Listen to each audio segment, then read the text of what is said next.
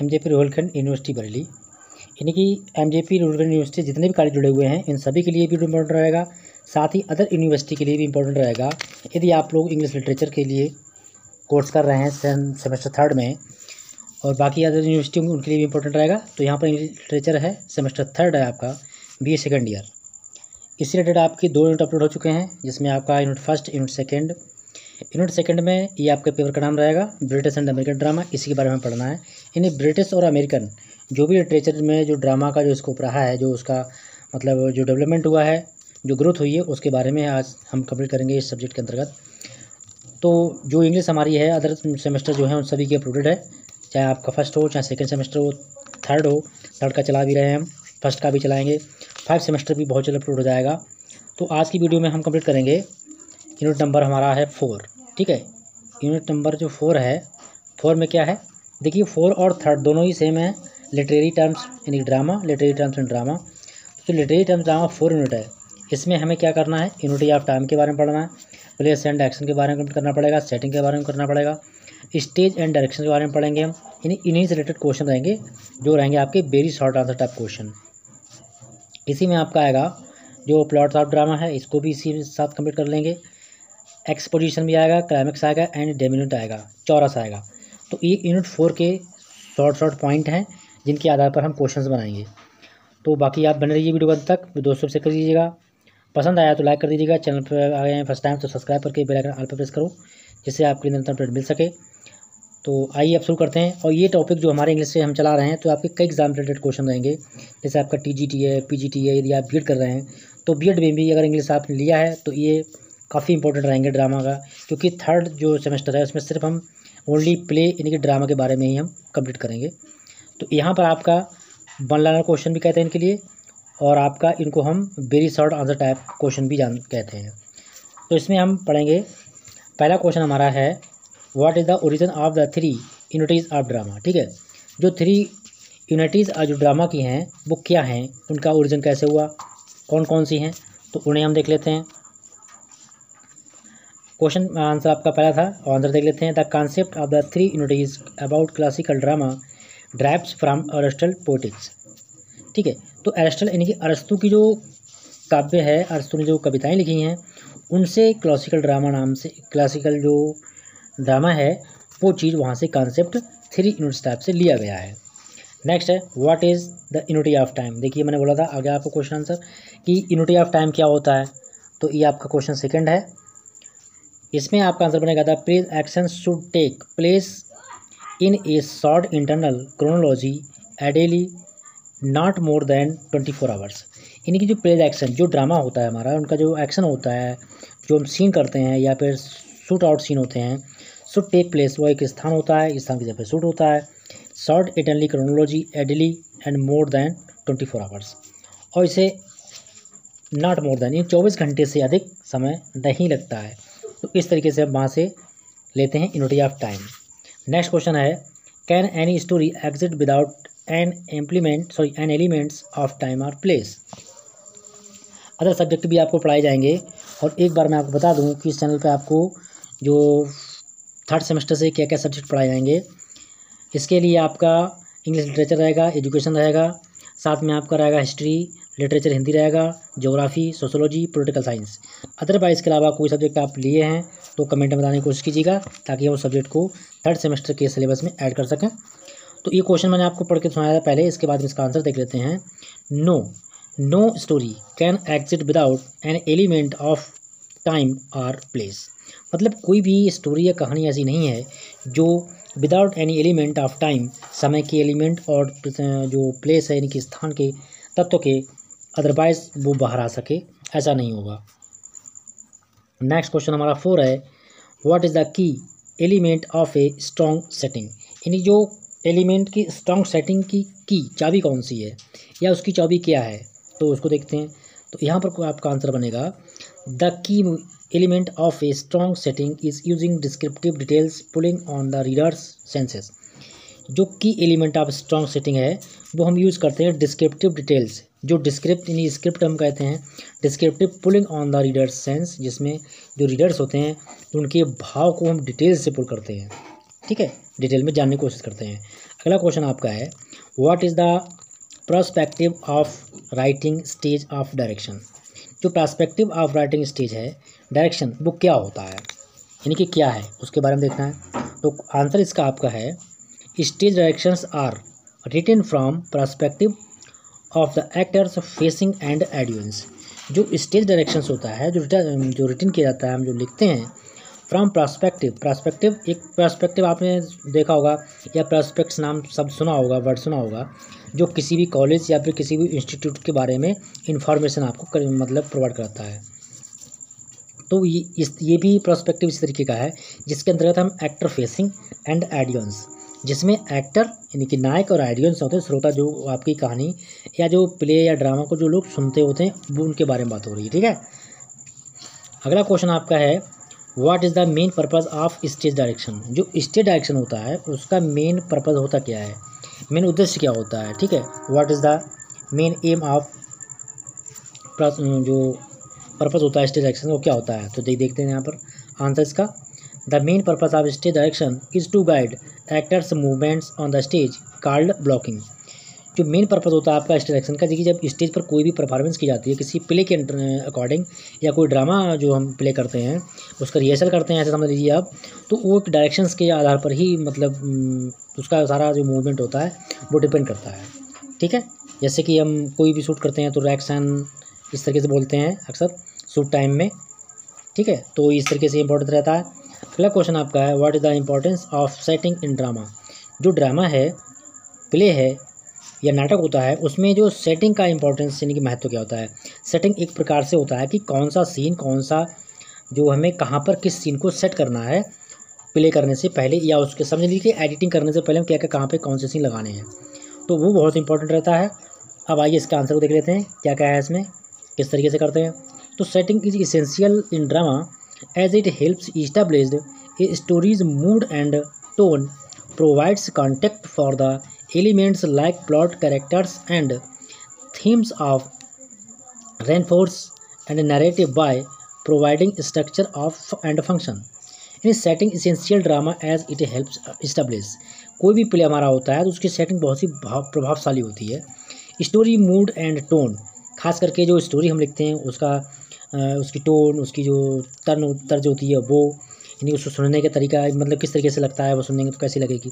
Provide context, उसके बारे में हमें प्रसंग मिलता है, शॉर्ट में जो समरी मिल जाती है। For the elements like not characters, plot characters के बारे में हम जानते हैं, हम जानने को मिलता है। थीम्स के बारे में मिलता है, यानी कथा वस्तु कहते हैं। Reinforcement narrative by providing structure and function, और नैरेटिव बाय मतलब जो उस तरीके से नैरेटिव कहते हैं कि एक विस्तारवादी, यानी विस्तारपूर्वक उस चीज़ का हम स्टडी करते हैं। इसी के द्वारा प्रोवाइडिंग स्ट्रक्चर एंड फंक्शन, उसी के द्वारा हमें उसका स्ट्रक्चर और सारे जो फंक्शन होते हैं, जो क्रियाएं होती हैं, वो सारी हमें अपडेट मिलती हैं, यानी कि प्रोवाइड होती हैं। आई होप क्वेश्चन आंसर समझ गए होंगे आप। क्वेश्चन नंबर हम 8 देख लेते हैं। From where has concept of 3 unities in drama been taking. देखिए यहाँ पर मैं आपको थोड़ा बता दूँ, अगर आपने 3rd सेमेस्टर की जो आपका इंग्लिश लिटरेचर का सिलेबस नहीं देखा है तो एक बार प्ले लिस्ट पर जाके इसके सिलेबस को जरूर देखिएगा, क्योंकि सिलेबस बहुत बड़ा है, बहुत सारे प्ले हैं इसमें, जो ऐसे जो प्ले हैं जो आपने शायद नहीं सुने होंगे। तो प्लीज़ सिलेबस को एक बार देखिएगा, उसके बाद जो भी वीडियो अपलोड है क्रम वाइज सभी वीडियो आप देखिएगा। इसका प्लेलिस्ट का जो लिंक है वो भी आपको डिस्क्रिप्शन में मिल जाएगा। क्वेश्चन नंबर 8 का आंसर है, the concept of drama has been taken from Aristotle poetics. जो कॉन्सेप्ट ऑफ ड्रामा है वो लिया गया है, यानी हैज़ बीन टेकन लिया गया है एरिस्टोटल पोएटिक, यानी अरस्तु का जो कविताएँ हैं, जो काव्य पॉइंट हैं, उसके द्वारा लिया गया है, वहाँ से लिया गया है। What is the setting in drama, drama में सेटिंग क्या होती है, यानी कैसे हम ड्रामा को सेट करते हैं। क्वेश्चन नंबर 9 है, देख लीजिए इसके लिए। इस वीडियो में इसमें आपके लिए लगभग 15 क्वेश्चन मिलने वाले हैं, क्योंकि 35 क्वेश्चन की PDF है, जो कि एक वीडियो रिकॉर्ड करना बहुत ही मुश्किल रहेगा, कि वीडियो बहुत लंबा हो जाएगा, इसीलिए इसको हम 2 पार्ट में कन्वर्ट कर देंगे। नेक्स्ट दिया हुआ है, the setting literary devices the allows the narrative writer to establish the time, location and environment in which takes place. तो यहाँ पर सेटिंग लिटरेरी डिवाइसेस, लिटरेरी की वही आप समझ लीजिए कि साहित्यिक तरीके से लिटरेरी की बात हो रही है। डिवाइसेस की जो प्रक्रिया होती हैं, जो उसके पॉइंट होते हैं। अलाउ टू नैरेटिव राइटर, जो अनुमति देते हैं कि नैरेटिव राइटर कि आप उसके लिए विस्तार पूर्वक समझाएं। राइटर टू इस्टेब्लिश, वो उसको स्थापित करना चाहता है, स्थापित किया है, उसने स्थापित किया है। क्या किया है? द टाइम, लोकेशन, समय है, लोकेशन से उसका जो जो मतलब एक प्रकार से जो लोकेशन कहते हैं, एक प्रकार से इन्वायरमेंट, यानी वहाँ का जो इन्वायरमेंट कैसा है, वातावरण कैसा है, आसपास कैसा है। इन विच टेक्स प्लेस, जहाँ से वो चीज़ ली गई है, जो स्थान लिया गया है वो लोकेशन कहाँ पर है स्थित है, और उसका इन्वायरमेंट, इनकी जो आसपास का जो इन्वायरमेंट कैसा है। ठीक है, तो इस तरीके से सेटिंग इन ड्रामा होती है।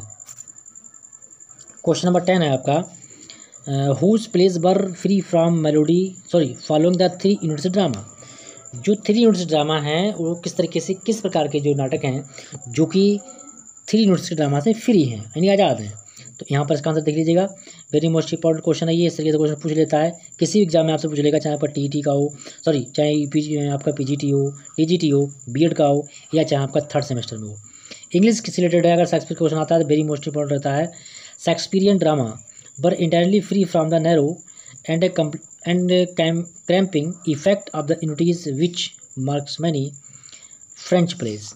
मतलब जो शेक्सपियर के जो प्ले हैं वो अधिकांशतः जो फ्रेंच लैंग्वेज होती है, यानी कि फ्रांस में होती है फ्रेंच लैंग्वेज। ठीक है, तो उसके आधार पर ही जो शेक्सपियरियन ड्रामा है, प्ले हैं, वो सारे इससे फ्री हैं।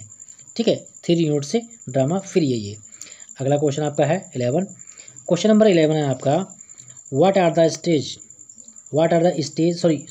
Up stage and down stage. देखिए, अप स्टेज और डाउन स्टेज हैं क्या, इनके बारे में समझेंगे। Up stage refers to section of the stage that was higher. जो अप स्टेज होता है वो रिफर्स करता है, यानी कि आगे को बढ़ाता है। सेक्शन में एक प्रकार से एक पार्ट होता है। द स्टेज, यानी कि जो स्टेज हम कहते हैं मंच, जहाँ पर जो प्ले है, जो एक्टर्स होते हैं जिस चीज़ को, प्ले को मतलब रोल करते हैं, उसको देखते हैं।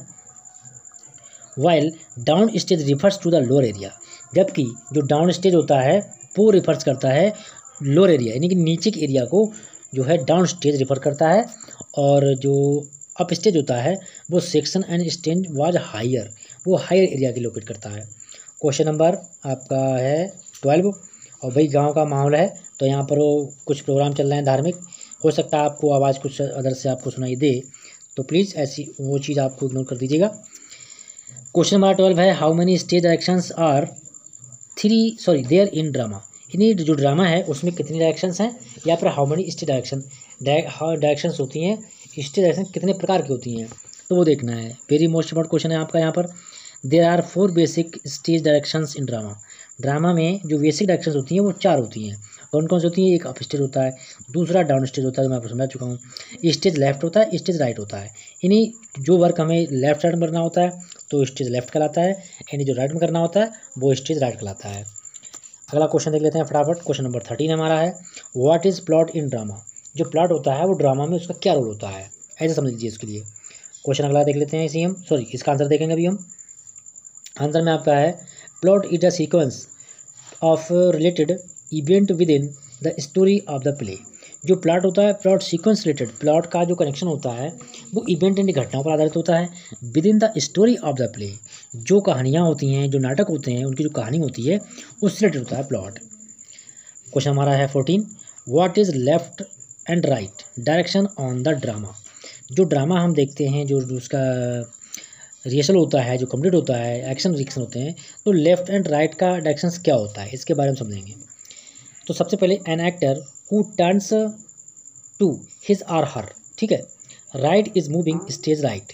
अगर कोई भी, यानी if any actor movement turns right is moving stage right. अगर कोई भी प्ले के समय में कोई एक्टर कोई रोल करता है, कोई एक्शन करता है, तो वहाँ पर जो होता है वो जब वो राइट के लिए मूव करेगा तो स्टेज राइट कहलाएगा।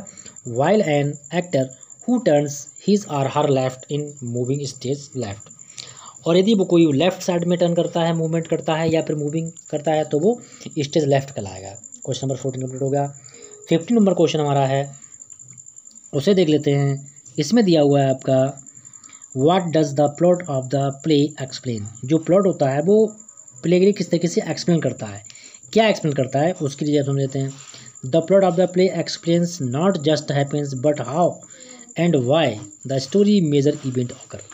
जो प्लॉट होता है वो प्ले का एक्सप्लेन करता है, एक्सप्लेन ही नहीं करता है, जस्ट उसके बाद हैपेंस, यानी नॉट जस्ट व्हाट हैपेंस, क्या हुआ, तुरंत, what, how and where, why, कैसे और क्यों, the story majors event occur, वहाँ की जो कहानी होती है, जो स्टोरी होती है, वो क्या ऑकरमेंट करती है, क्या वहाँ पर आवश्यकता होती है, तो वो चीज़ देखता है।